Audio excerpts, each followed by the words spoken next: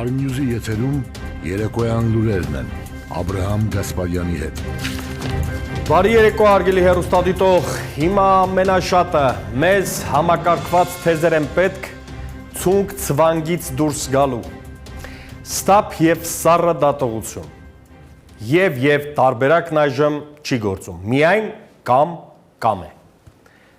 Կամ ընդունում ենք այսօրվա քարտեզն ու չգիտեմ ինչ ճակատագրով կապրենք, կամ էլ մերժում ենք այն, բացում նոր էջ եւ ուրվագծում տարածաշրջանի նոր գեոպոլիտիկան։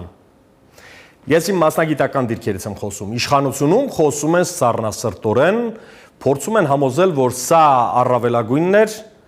եւ փառք պետության վարչապետին, որ գոնե մի կտոր Արցախ թողեց մեզ, այնինչ ընդդիմությունը միարժեք ընդդիմանում է ծրագրին եւ պահանջում վարչապետի հրաժարականը։ Այսօր կեսօրից Ազատության հրապարակում էր ծրագրի դեմ բողոքող եւ չհամակերպվող զանգվածը լի էմոցիաներով։ Դե հրապարակներում միշտ էլ զգացմունքային է գերակշռում։ Նրանք նույնպես պահանջում են վարչապետի հրաժարականը։ Գուցե պատերազմական այս վիճակը նրանց համար նաև առիթ էր հրաժարականի այդ պահանջը ներկայացնելու։ Ինչևէ, վարչապետի հեռացումը պահանջողների կողքին կան նաև մոտալուտ կործանման վտանգն զգացողներ, որոնք պայթյունի հոտն առնում են։ Տեսնում են, որ կարգավորման այս ծրագիրը լավ բանի չի բերելու եւ ընդամենը մի մազից է կախված քաղաքացիական պատերազմը, բայց չեն խոսում, որովհետեւ նրանց ձայնը լսելի չէ կամ պարզապես չեն ցանկանում հայտնվել ֆեյքերի թիրախում։ Ընթացքում հայտնվել են նաև զինծառայողներ, որոնք ինչ-որ վիդեոներ են նկարահանում անհայտ տեղերից, այս կամ այն անձին աջակցում չգիտեմ ինչ անում։ Ուժեղ մանիպուլյացիաների ժամանակ է, բոլոր կողմերից։ Եթե թելը կորցրինք, մենք էլ ենք կորելու։ Էլի մանելու ենք սև սպիտակի իլիկը եւ գնանք գրողի ծոցը։ Եթե թելի ծայրը գտանք, այսինքն այս վիճակից դուրս գալու տարբերակը գտանք, կփրկվենք բոլորս։ Հասկանում եմ, որ օրորի բոլորին իարթերը տեղի են տալիս։ Պատերազմը չավարտված, էլի իրար հայոյում ենք, ամեն մեկի ասացի տակ փորձում նոր հին փնտրել։ Մոռացաք 45 օր առաջ ով էիք։ Մոռացաք, որ մի բռունցք էիք դարձել։ Միայն ու միայն զինվորին էիք աջակցում, սև սպիտակ չէիք խաղում, սնունդ ու հանդերձանք էիք հայթաթում գիշեր ցերեկ։ Ինչ փոխվեց։ Պատերազմը ավարտվեց։ Այդպես են ձեզ համոզել։ Թե էլի ինքնուրույն վերլուծել եք եւ փորձում եք մարդկանց համոզել, նստեք տեղներդ, մեր վարչապետն ասաց վերջ, ուրեմն վերջ։ Կարծում եմ ոչ ադեկվատ այս վարքի պատճառն այն է, որ մարդիկ չեն հասկանում կամ պարզապես չեն ուզում հասկանալ իրականում ինչ տեղի ունեցավ ամսի 10-ին։ Հիմա էլ զարմացած են, թե ինչու են մարդիկ լցվել հրապարակները։ Էլի իշխանափոխություն։ Չէ որ նոր ենք փոխել եւ մերժել հինը։ Հիմա այդ հինն էլի է ուզում վերադառնալ իշխանության։ Ընդդիմացողների մեջ կան նաեւ պատեհապաշտներ, ինչպես իշխանությունում, բայց կան նաեւ զոհվածների ծնողներ եւ պետության ճակատագրով մտահոգ մարդիկ։ Լավ, այդ դեպքում ուր է գործող իշխանությունը, ինչու է լռում, ինչու չի մեկնաբանում, ինչու անկեղծ չէ սեփական ժողովրդի հետ, ինչու միայն փոխվարչապետի մակարդակով, այն էլ բացառապես պիտի խոսեն միայն ձերբակալությունների մասին։ Ուրիշ կարևոր թեմա չկա։ Չէ, ուզում եմ հասկանալ, հիմա որն է մեր պետության օրակարգի թիվ 1 հարցը։ Արցախ,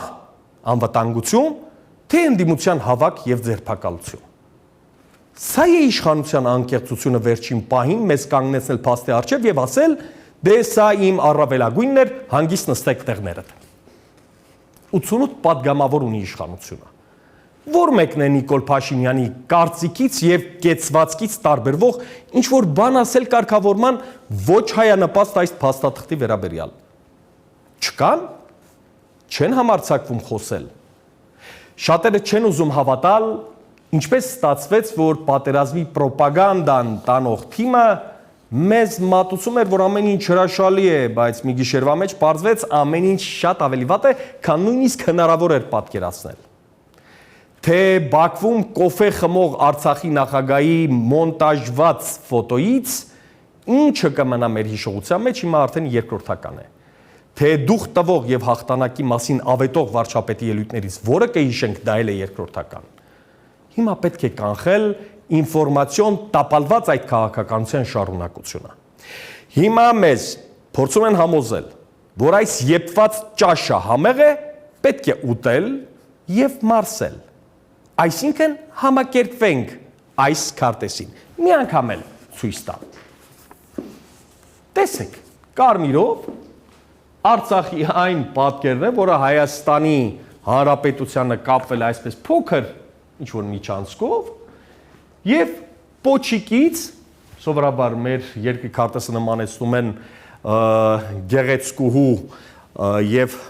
մազի հատված այսպես հանդիսանում էր Արցախը, հիմա մի փոքր պոչիկ է մնացել, իդեպ ասեմ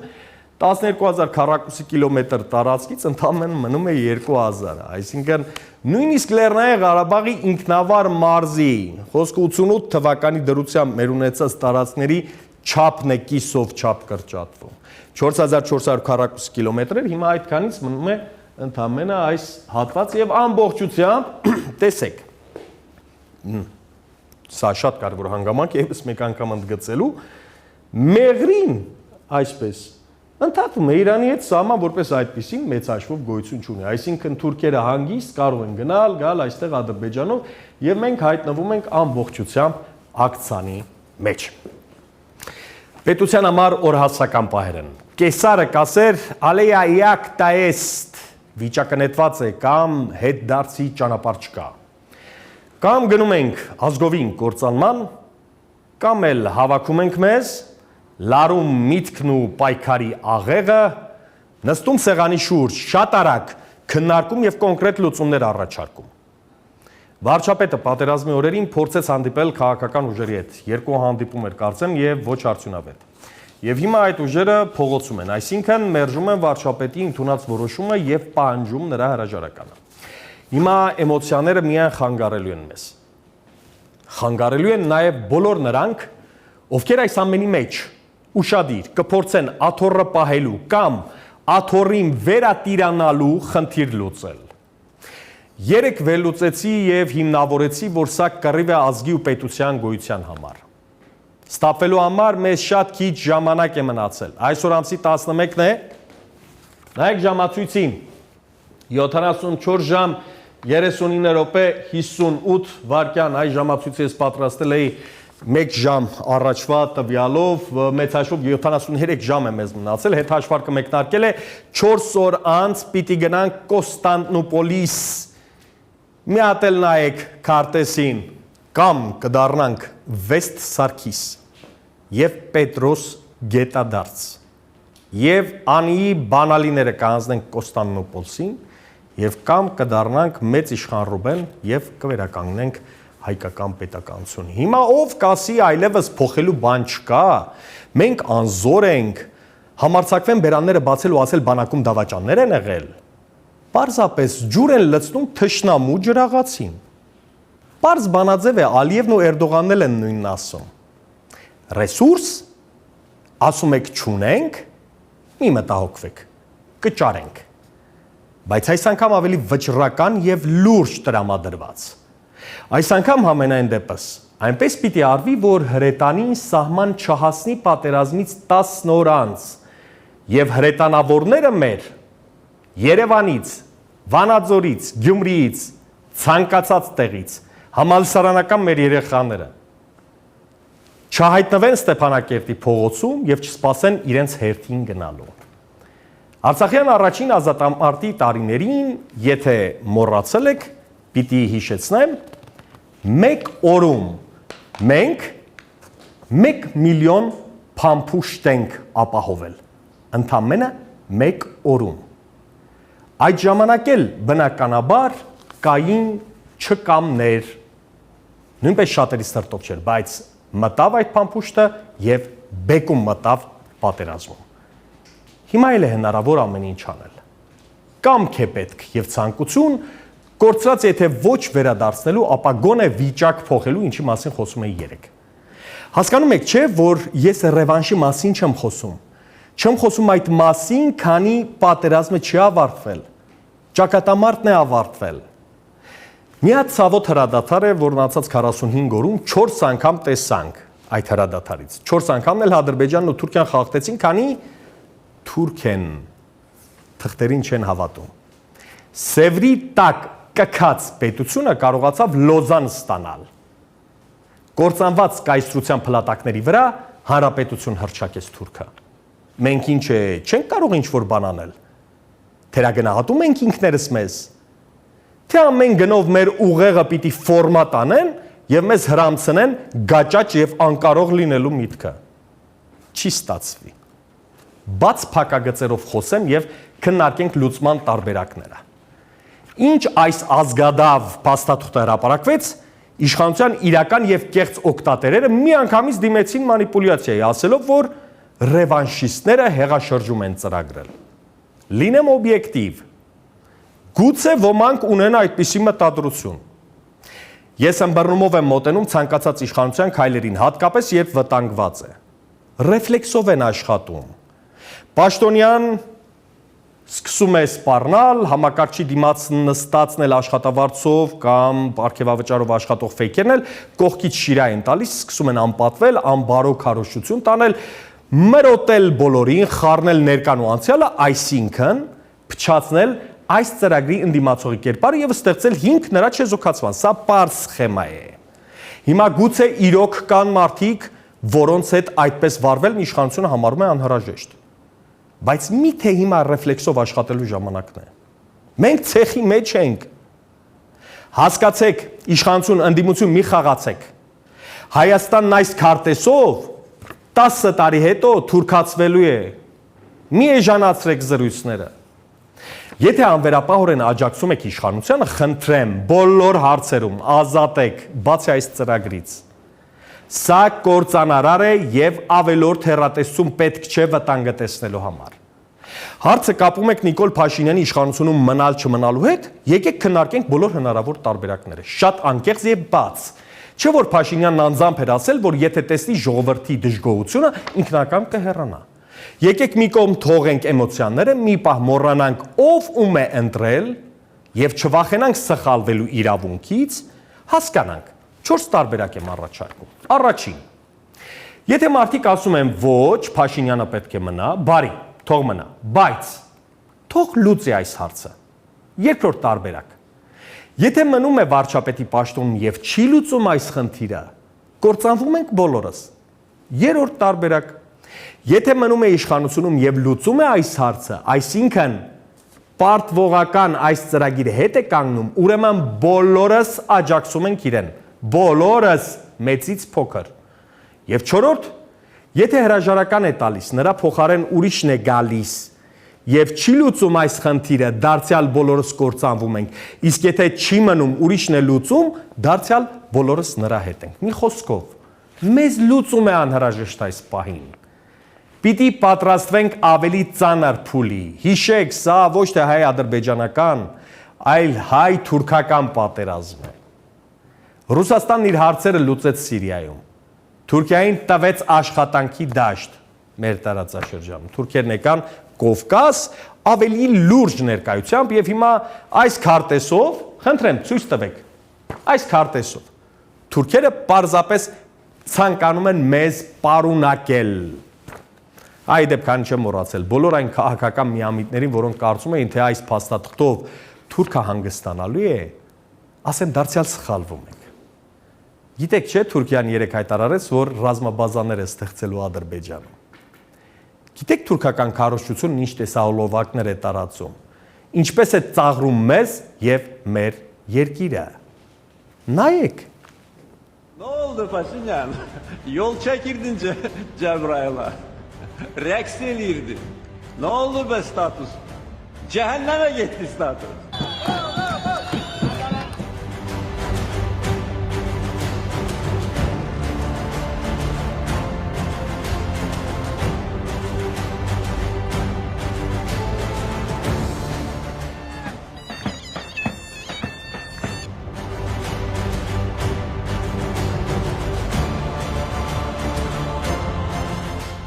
öz koşuyla bunu imzalamır. Bunun hesabına imzalıyor. Demir yumruğun hesabına.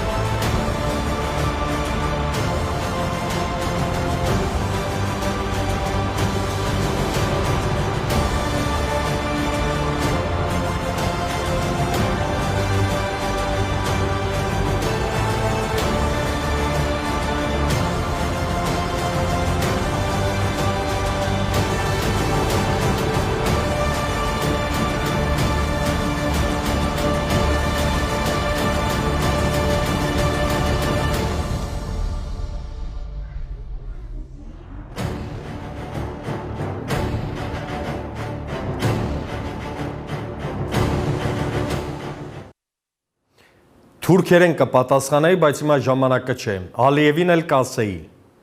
Մենք որքան էլ հակասություններ ունենանք իրար մեջ, քեզ թույլ չեմ տա իմ երկրի վարչապետի հետ ծաղրով խոսես։ Որքան էլ ես անձամբ չհամաձայնեմ նրա մոտեցումներին եւ վարած քաղաքականությանը, բայց դու լեզուտ պահիր քեզ։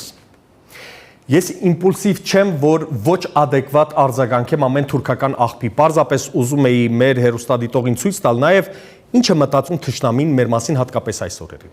Հիմա ոչ թե պատանեկան անհասունությամբ է պետք այս հոլովակին հակազդել կամ մի երկու կծու խոսք ասել ու փարատել ցավը, այլ լուրջ գործ է պետք անել։ Դարձյակ պիտի խնդրեմ նայեք ժամացույցին։ Ժամացույցը ցույց տվեք։ Քիչ ժամանակ է մնացել։ Գործող իշխանությունն ասում է, որ արեց առավելագույնը։ Ժողովուրդը ներքուստ չի հավատում հանրային կապիտալը սպառած ուժերին։ Լավ, ինչ անել։ Գուցե իշխանությունը գտնի այն ուժին, որը կկարողանա բեկում մտցնել։ Գուցե հեռանա եւ վիճակ փրկի։ Ներքաղաքական անկայունությունը վերջ է տալու մեր բոլոր նպատակներին։ Բախումներ ներսում չպետք է թույլ տան։ Եթե ընդդիմության մեջ կան սադրողներ, ինչպես միշտ է եղել ու բոլոր ժամանակներում, իշխանությունը միշտ էլ իր սադրողներին գործուղում է հավաքների ժամանակ։ Միշտ էլ այդպես է եղել։ Հիմա եթե սադրողներ կան, ապա ընդդիմության կամ այսպես ասեմ, այս ծրագրի դեմ բողոքողների ղեկավարները պետք է չեզոքացնեն այդ սադրողներին, որպեսզի բախում չլինի։ Իշխանությունը նույնպես պետք է ստապ գնահատի վիճակը եւ չգնա անհեռատես քայլերի։ Մենք պիտի խնդիր լուծենք, ոչ թե նորը ստեղծենք։ Այս ծրագրի դեմ ընդվզողների բանակը գուցե շարունակի համալրվել։ Իշխանությունը պիտի ճիշտ եզրակացություն անի եւ ժամանակ չկորցնի։ Պարոն վարչապետ, ձեզ եմ դիմում։ Արցախի հարցում բազմաթիվ հայտարարություններ եք արել։ Հիմա ժամանակը չէ ճիշտ ու սխալ նժարելու, այդ հայտարարությունների մեջ հակասություններ փնտրելու, որ փնտրենք հաստատ կգտնենք։ Բայց հիմա դա չէ կարևորը, այլ այն, որ դուք խոստացել եք ցանկացած տարբերակ քննարկել ժողովրդի հետ։ Դուք չքննարկեցիք։ Պարոն վարչապետ, անկեղծ հարց եմ ուղղում ձեզ։ Եթե ձեզ այս ծրագիրը պարտադրվել է, կանգնեք ու անկեղծորեն ասեք մեզ։ Մենք կկանգնենք մեր պետության ղեկավարի թիկունքին։ Ասեք, ինձ այսինչ մայրաքաղաքից պարտադրել են։ Մենք էլ կասենք, ձեզ հետ ենք։ Եկեք միասին փոխենք այս ընթացքը։ Բայց եթե այս ոչ հայանպաստ փաստաթուղթը ձեր կամքով եք ստորագրել եւ չեք խորհրդակցել ժողովրդի հետ, ուրեմն շատ ճակատագրական սխալ եք թույլ տալիս։ Ես հասկանում եմ, որ քաղաքականության մեջ մաքսիմալիզմը միշտ էլ դատապարտված է ձախողման, որ ոչ մի թիզ չզիջողները չեն կարող լինել իշխանությունում, քանի որ նրանց հետ ոչ մի համաշխարհային լուրջ կենտրոն չի աշխատի։ Բայց հակառակ ծայրահեղությունն էլ մեզ պետք չէ։ Ամենից զիջող իշխանություն մեզ պետք չէ։ Մեր հասարակությունը շատ լավ էլ հասկանում է, որ այս հակամարտությունը պիտի կարգավորվի փոխզիջումների միջոցով։ Դուք ոչ մի անգամ չասացիք մեզ, որն է մեր կարմիր գիծը։ Առհասարակ ոչ մի իշխանություն մեր երկրում չի ասել մեզ, որն է տարածքների հարցում մեր կարմիր գիծը։ Այսինքն մենք որպես պետություն չունենք պատկերացում այդ մասին։ Ես որպես քաղաքագետ բազմիցս ասել եմ, ընդ որում լրջագույն հակասություններ ունենալով նախկին եւ ներկա իշխանության հետ։ Ասել եմ, որ Քարվաճարի, Բերձորի եւ Կովսականի շրջանները չեն կարող երբևէ սակարկության առարկա դառնալ։ Որպես մեր հերոստատիտող ավելի լավ պատկերացնի, պիտի խնդրեմ ցույց տալ քարտեզը։ Խոսքը Հայաստանի անվտանգային թիկունքը ապահովող այս ամբողջ շրջանի մասին է մինչև Արաքսի ափ։ Ընդամենը օրինակ եմ բերում եւ ակնկալում, որ իմ երկրի ղեկավարը եւ ծպտում չհանող իր քաղաքական թիմը հստակ ու անկեղծ կասի իր ժողովրդին, որ այսինչ շրջանը մեզ համար ռազմավարական է եւ մենք ամեն ինչ անելու ենք, որ չզիջենք, որովհետեւ սա անվտանգության հարց է։ Հիմա այդքանի փոխարեն ստորագրել եք կործանարար մի փաստաթուղթ, ավելին առանց սահմանադրական դատարանին հարցնելու։ Մեղրիով ճանապարհ եք տալիս թուրքերին։ Հայաստանի Հանրապետության տարածքի մասին է խոսքը, ինքնիշխանության, տարածքային ամբողջականության մասին է խոսքը։ Ես էլ ձեզ առաջարկում եմ անձամբ բանակցել Էրդողանի հետ եւ Կարսի նահանգով, քարտեզ ուղակի չի հերիքում, Կարսի նահանգով ելք ուզել դեպի ծով, դեպի Տրապիզոն։ Եթե նման բան անեք, պատկերացնում եք թուրքական էլիտայի եւ հասարակության պորտկումն այս հարցում։ Ինչու եք կասկածում մեր ժողովրդի արժանապատվությանը։ Ձեզ ֆետիշացնողները թող առավոտից գիշեր երկրպագեն, թալան, կոռուպցիա, ժողովրդավարություն ու մոգական բառերն ասելով թող մոմ վառեն ու չգիտեն ինչ անեն, բայց չեմ կարծում, որ Շուշիի եւ Մեղրիի հարցում կունենաք որակյալ աջակցություն։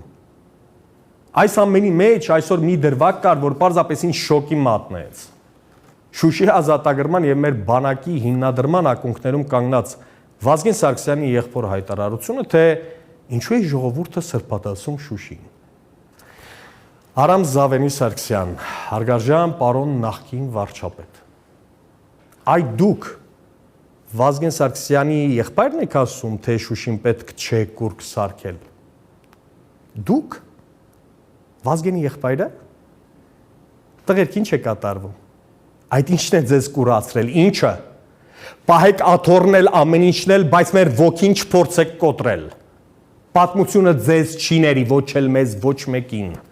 Հասկացեք ու պատմական հերթական սխալը թույլ չտանք։ Սա ավելի մեծ կռիվ է, քան իշխանություն պահել չպահելը։ Սա լինել չլինելու խնդիր է։ Մեղավորների հետ հետո ինչպես ուզում եք վարվեք։ Եթե ունեք մտավախություն, որ ինչ որ մեկը նորից գալու է ու վրեժ լուծի, եկեք դա թույլ չտանք միասին։ Բայց եւ թույլ չտանք, որ այս իշխանության քայլը դառնա իրականություն։ Թույլ չտանք, որ Օմարը, մեծ մռավը, 26 տարի հսկած տղերքը իջնեն սարից։ Թույլ չտանք, որ Տեր Հովհաննես Խաչքարերը Երևան տեղափոխի դադիվանքից։ Տակ գլխով չդատենք։ 93 թվականից սկսած 24 ժամ ամեն օր հենց մեր եղբայրներն են առյուծի պես հսկել մեր անդորը սարերում 3000 մետր բարձրության վրա -30-35-ի պայմաններում։ Հիմա ինչ եք ասելու նրանց։ Ձեզ հետ բերեցինք, որովհետև չենք ուզում, որ նախկինները գան։ Իջեք սարերից, որպեսզի միասին օլիգարխների դեմ պայքարենք։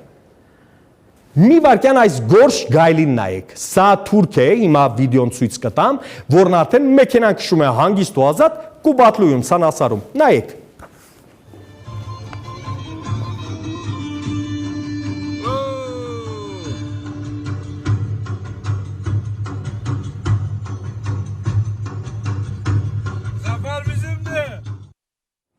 Տեսակ, գորշ գայլ, Թուրքիայից անմիջապես բերված։ Անմիջապես, որը անմիջական մասնակցություն է ունեցել նաև այս պատերազմում։ Հետո էլ Թուրքիան թող հերքի, որ ինքը որևէ մասնակցություն է ունեցել։ Նախորդ տեսանյութում էլ ցույց տվեցի, որ թուրքական պետական քարոզչամեքենան ինչպես է հպարտորեն ակլորանալով ասում, որ մենք մեր մասնակցությունն ենք ունեցել Արցախյան պատերազմում եւ ապահովել Ադրբեջանի հաղթանակը։ Հիմա մեր տղերքին կանչենք ու ասենք եկեք, ել չեք գնալու, ամեն ինչը թողնում ենք Թուրքին, բայց կարևորը որ մենք այստեղ պահում ենք իշխանությունը։ Դուք նկատեցիք այս նշանը գորշ գայլերի։ Թուրքը, որ մի տեղ մտավ, էլ դուրս չի գա։ Չեմ ուզում գերագնահատել մեր ուժերը, բայց եւ ուզում եմ չթերագնահատենք։ 70-ականներին էլ ենք տեսել այդ նույն գորշ գայլերին։ 80-90-ականներին էլ Սփյուռքում ենք տեսել, Արցախում էլ, եւ ինչ։ Ոնց մտել են այդպես էլ կլարենք, չկասկածեք։ Չկասկածեք մեր զինվորի եւ սպայի պրոֆեսիոնալիզմի, ոգոամրության եւ նվիրման վրա։ Ստապվեք։ Հիմա այս դժոխային ծրագիրն անհապաղ մերժել է պետք։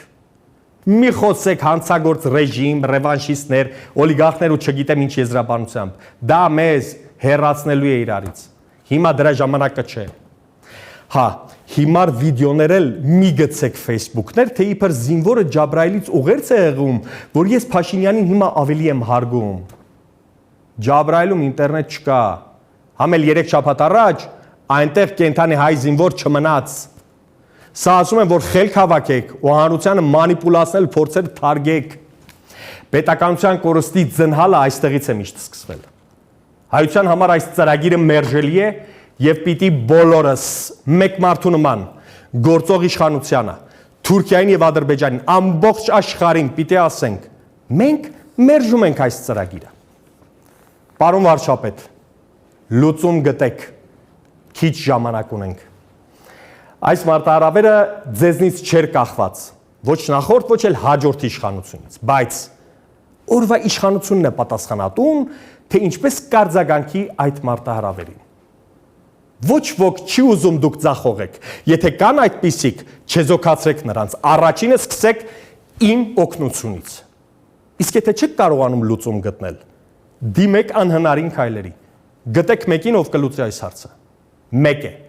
պատերազմը չի ավարտվել, եւ մենք վստահեցնում եմ, հաղթելու ենք Թուրքին